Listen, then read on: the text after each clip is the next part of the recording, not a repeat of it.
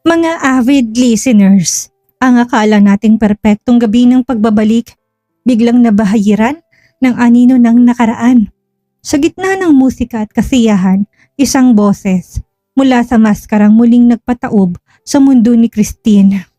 DJ, nandito siya. Handa na bang Rina na harapin ang multong pilit niyang kinalimutan? Simulan na natin. Diyos ko, Tin! Hindi makapaniwalang sabi ng manager niya, sabay yakap ng mahigpit. Hindi mo alam kung gaano ka namin na-miss. Sa wakas, nasa bahay ka na. Wala pang mag-isang minuto sa labas ng jet, kaliwat kanan ng pagkuha ng mga larawan. Ang mga flash ay walang tigil, parang mga bituin na naguunahan sa langit. Mga kamera mula sa press, fans at ilang airport staff ang sabay-sabay na kumukuha ng litrato niya. Tin! Tumingin ka dito! Mahal ka namin, Tin! Bumalik ka na sa wakas! Ang pangalan niya ay paulit-ulit na sinisigaw, bumabalik sa hangin na parang musika, nakakabingi pero nakakataba ng puso. Sa kabila ng kaguluhan, si JP ay nanatiling nasa tabi niya, tila bodyguard at kasintahan sa isang tao. Hindi siya bumibitaw sa kamay ni Tin. At tuwing napapatingin to sa kanya, binibigyan niya ito na nakakapanatag ng ngiti. Minsan pa ay inaayos nito ang buhok niya, hinahawi mula sa pisngi. Ayos ka lang? Tanong ni JP sa mahinang tinig. Tumangulang si Tin at marahan siyang hinaplos sa likod ng lalaki. Pagkatapos ng media, welcome sa airport at agad silang tumuloy sa isang sikat na hotel na may 5-star sa Makati. Sa conference room sa ikalawang palapag, isang conference ang naghihintay. Maayos na inayos ng PR team. May backdrop na may mukha ni Trish at ang pamagat na kanyang comeback movie. Maraming tauhan ng medyang naroon. Ang mga kamera ay nakahanay at handa ng mga mikropono. Nang pumasok si Tin sa venue, muling sumiklab ang excitement sa paligid. Siya ay mukhang elegante pero simple, matapang pero mahinhin at sa tabi niya, hindi pa rin bumibitaw si JP. Nagsimula ang question and answer at halos lahat ng tanong ay personal. Bakit siya nawala? Sinong kasama niya sa ibang bansa? May anak ba siya? At higit sa lahat kung sinong lalaking kasama niya ngayon. Nang lumabas ang tanong, Tin, maaari ba naming itanong? Kayo na ba ni JP? Officially, mabilis na tumingin si Tin kay JP. Pero bago pa siya makasagot, si JP nang sumalo ng mikropono. Oo, sagot niya, walang alinlangan habang nakatingin kay Tin. Siyang pag-ibig ng buhay ko at ipinagmamalaki kong sa wakas ay tumayo sa tabi niya ng hayagan. Pumalakpak ang ilang audience. Ang iba napawaw habang si Tin bagamat tahimik ay nakangiti. Malinaw ang kasiyahan sa kanyang mga mata kahit na may halong kaba. Samantala, halos tanghali na nang bumangon si DJ. Sa totoo lang, hindi niya na namalayan ang oras. Masakit ang ulo niya dahil sa hangover. Ulo niya ay mabigat at parang may bakal na nakapulupot sa batok niya. Tulad ng nakasanayan, dahan-dahan siyang bumangon, dumiretso sa kusina para magkape siyang naging sandala niya sa bawat umaga matapos ang gabi-gabing paglalasing. Binuksan niyang lalagyan at kumuha ng tasa at binuksan ang coffee machine. Wala siyang intensyon na manood ng TV pero naka-on pala ito. Boses ng isang reporter ang naririnig niya pero hindi niya kaagad pinansin hanggang sa marinig niya ang pangalan. Christine, actress, icon at ngayon, opisyal nang bumalik. Napakong tingin ni DJ sa screen at wala sa sariling napaupo. At naroon siya, si Christine. Halos hindi humihinga sa pagkakatitig sa babaeng siyang lahat sa buhay niya. Ang mukha ng babaeng nakaukit sa puso nito at damdamin. Isang buhabi ng damdamin ang bumalong sa loob niya. Mas lalong gumanda, mas may dating at parang hindi nadurog sa ginawa niya. Parang hindi niya iniwan at labis na sinaktan. Halos manakit ang lalamunan niya sa pagpigil na huwag umiyak. Hindi rin siya makagalaw. 4 na taon na wala. 4 na taon ng pagtatanong. 4 na taon ng katahimikan at 4 na taong paghihintay. At ngayong muling nagpakita si Tin. Pero hindi siya mag-isa. Sa TV, hawak ni JP ang kamay ni Tin. Nakatingin to sa kanya na para bang siya lang ang babae sa mundo. At sa sumunod na saglit, narinig ang tanong ng reporter at sagot na gumupit sa kanya. Oo, kami na nga ngayon. Hindi niya namalay na bitawan niya ang tasa. Tumama to sa sahigat na basag. Hindi siya gumalaw. Hindi niya napansin ang punit sa palad niya.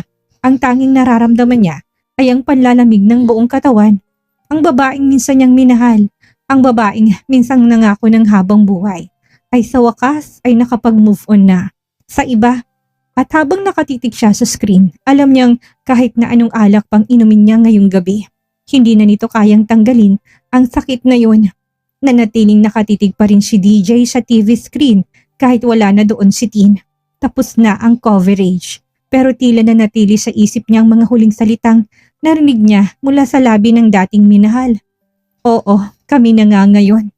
Kumakabog ang dibdib niya. Hindi sa excitement, kundi sa isang klaseng sakit at matinding panigho na nararamdaman ng puso niya. Tumingin siya sa paligid ng silid na para bang naghahanap ng mahahawakan. Pero wala. Ang tahimik ng paligid, tahimik ang bahay. Pero ang isip niya, magulo at sobrang malungkot. 4 na taon siyang nabuhay sa alaala nila ni Tin. Paulit-ulit niyang iniisip ang lahat ng mga pagkakamali niya. Kung bakit ito nawala sa kanya at ngayon kahit hindi pa siya handa, kailangan niya nang tanggapin ang katotohanan. Nakalimutan na siya ni Tin. Hindi na siya bahagi ng mundo nito. Pumikit siya sandali saka pinunasan ng gilid ng mata niya. Hindi alam kung pawis ba yun o luha. Ayaw niya nalang alamin pa pero gusto niyang umiyak. DJ, napalingon siya. Si Manang Sita, nakatayo sa may pinto ng kusina. May bitbit na basket. Hindi niya namalayan na dumating ito. Manang, mahinang bati niya. Alam kong nakita mo na siya, sabi ng matanda. Sabay lapit sa mesa. Maingat itong nilapag ang basket saka naupo sa kabilang upuan sa tabi niya. Nakauwi na si Tin. Walang imik si DJ. Tumango lang. Hindi niya alam kung paano umpisahan ang gustong sabihin ng matanda. Pero pakaramdam niya, alam na nito ang lahat. Alam mo anak, patuloy ni Manang Sita. Minsan ang sakit, hindi yan mawawala kahit na ilang taon pang lumipas. Pero hindi ibig sabihin yan, wala ka nang magagawa. Napating si DJ sa kanya pero hindi nagsalita. Bakit hindi mo siya subukan na ipaglaban ulit? Nagtibit balikat si DJ. Ilaban Manang, mahinang ulit niya. Sa tingin mo ba ay maniniwala siya sa akin?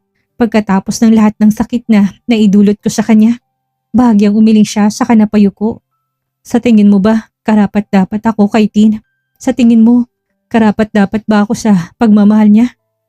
Anak, hinawakan ni Manang Sitang kamay ni DJ. Walang mawawala sa'yo kung susubukan mo.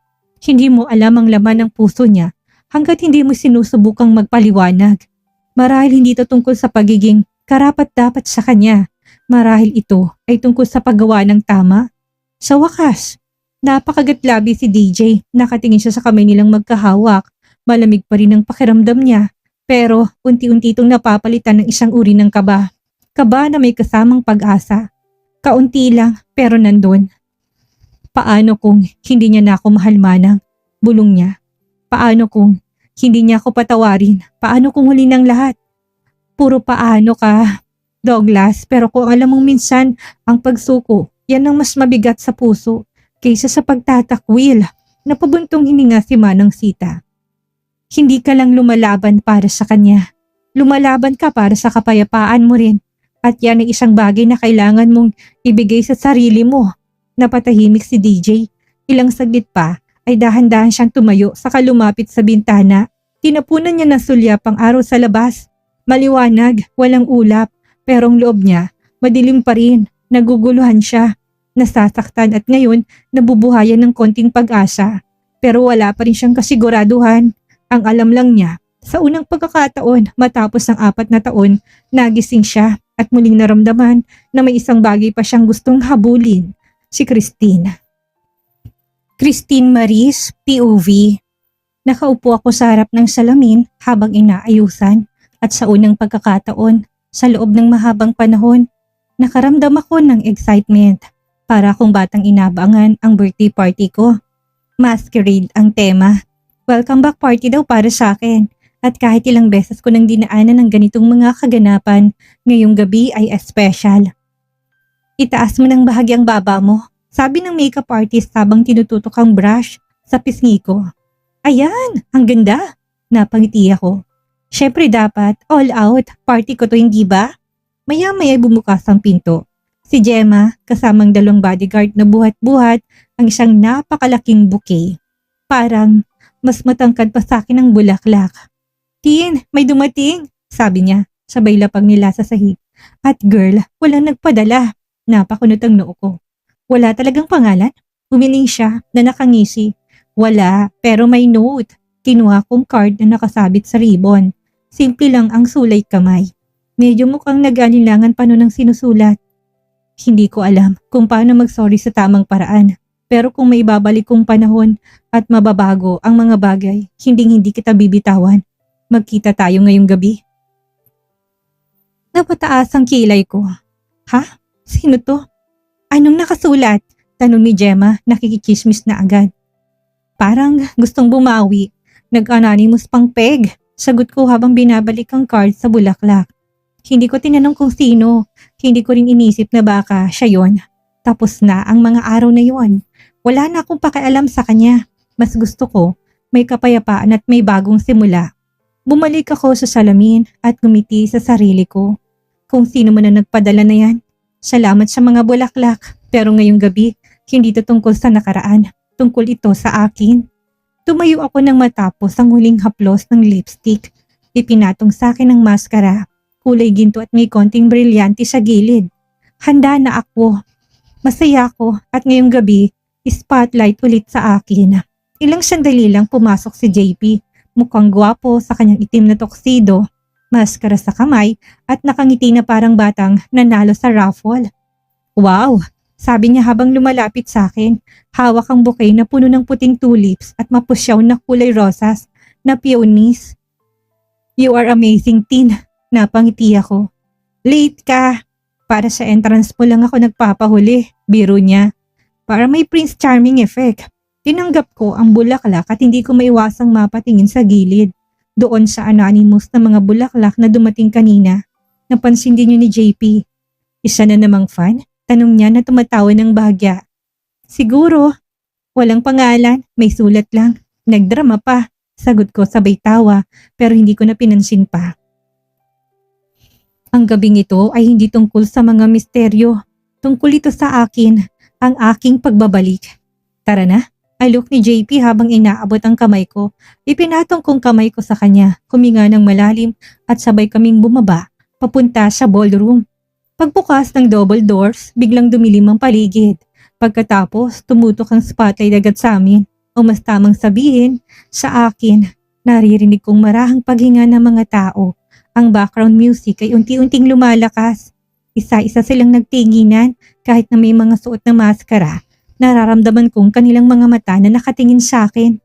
Mga kilalang mukha ng industriya, mga higante sa negosyo, mga socialite, lahat na doon pero ibang tingin nila ngayon.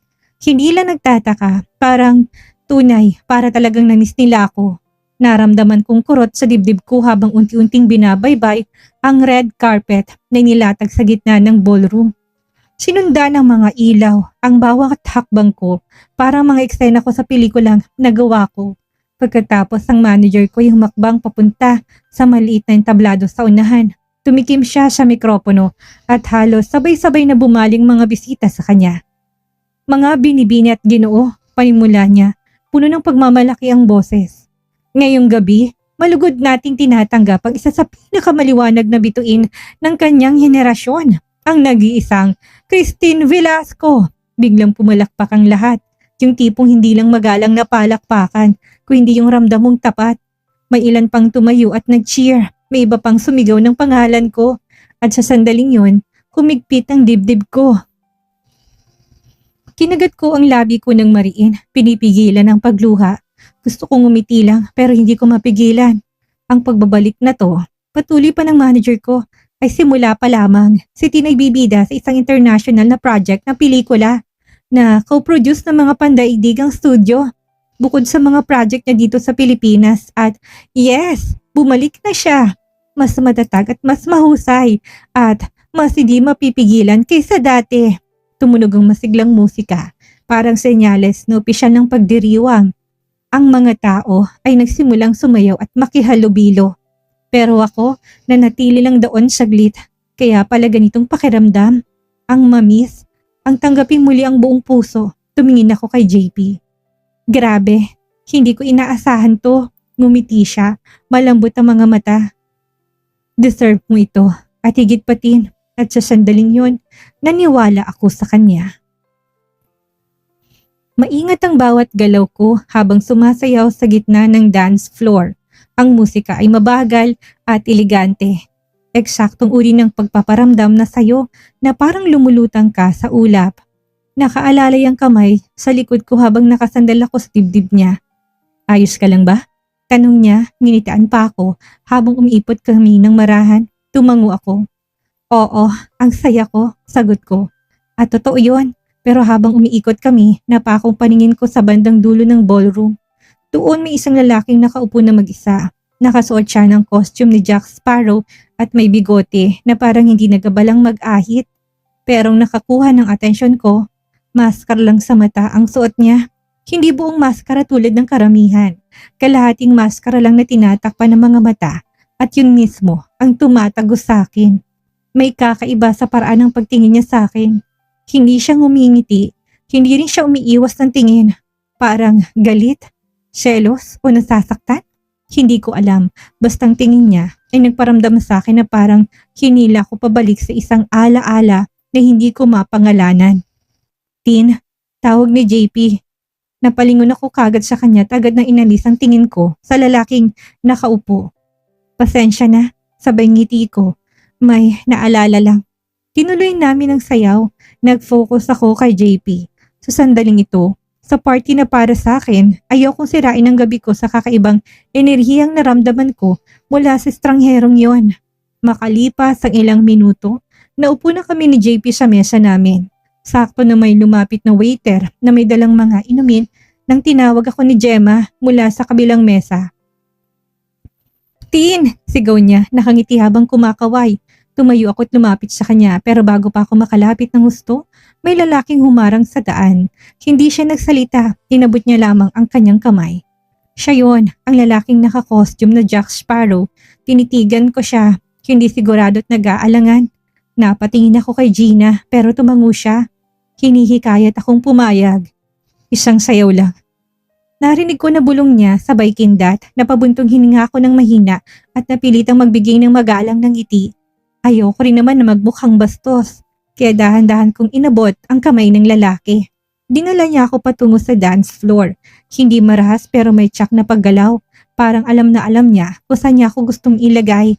Huminto kami sa gitna. Maraming pa rin sumasayaw pero para bang bumagal ang lahat sa paligid ko. Ang mga kamay ko ay nag-aalangan malapit sa kanyang mga balikat.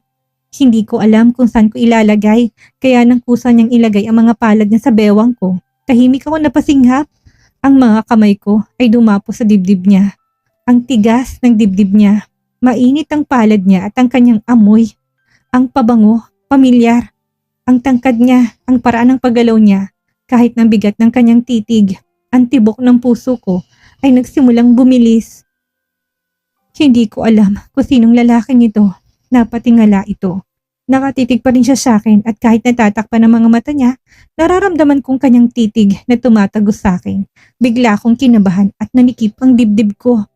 Bakit siya nagpaparamdam ng tahanan at pait ng sabay? Hindi ako makapagsalita, pati na rin siya, nakatitig lang na parang kinikilatis niya ako mabuti gamit ang kanyang mga mata na may halong pangungulila. Nang magtagpo ang aming mga mata, tumigil ang lahat. Para bang ang lahat sa paligid namin ay nawala at parang kami lang dalawa ang taong natira. Pero ang katawan ko, naramdaman ng tensyon at sa isang sandali, naramdaman ko na parang sumasayaw ako kasamang isang multo mula sa nakaraan na sinikap kong ilibing ng malalim sa 4 na taong nakalipas. Matigas ang mga kamay niya sa bewang ko. Pero may kung anong halos nag-alangan sa pagkakahawak niya. Tahimik pa rin kami. Ang musika ay parang naging background music lang sa pagitan naming dalawa. Sumayaw kami ng dahan-dahan, sabay na para bang ginawa na namin ito dati, na para bang naalala ng aming mga katawan ang bagay na tumanggi ang aking isip na pangalanan. Tapos bigla siyang lumapit. Mainit ang hininga niyang tumama sa balat ng tenga ko. Napakaganda mo. Bulong niya. Ang boses ay mababa at malambing. Pagkatapos ay isang pagtigil, sapat lang para mapatigil ako. Tulad ng una kitang nakita. Noong 13 years old ka pa lang. Napasinghap ako, tumibok na malakas ang puso ko. Nanindig ang mga balahibo ko, ang boses niya. Hindi lang ito isang bulong, ito ay isang alaala. Isang gatilyo, parang multo sa nakaraan na nakasuot lang ng maskara. Napaatras ako. Pinagmasdan ko siya, ang mga mata, ang tindig, ang paraan ng paghawak sa akin. Hindi ko man nakita ang buong mga mata niya sa maskara. Pero Diyos ko, kilala kong mga matang iyon. DJ, halos bulong ko, nanigas ang katawan ko. Ang tiyan ko ay tila nalaglag. Hindi maaaring siya ito. Ito ay isang biro. Hindi pwedeng siya ito. Hindi. Ang hininga ko ay naipit sa aking lalamunan at nang hindi nag-iisip, tinulak ko siya palayo. Hindi ko alam kung nagulat ba siya o nasaktan, pero hindi na ako lumingon. Ang aking takong ay tumutunog sa sahig, mabilis ang lakad ko papunta sa labas ng ballroom. Sa sandaling makatapak ako sa hallway, humihingal ako para makakuha ng hangin. Parang kanina pa ako hindi humihinga. Tumakbo ko palayo, sa koridor, papunta sa balkon kung saan walang masyadong tao.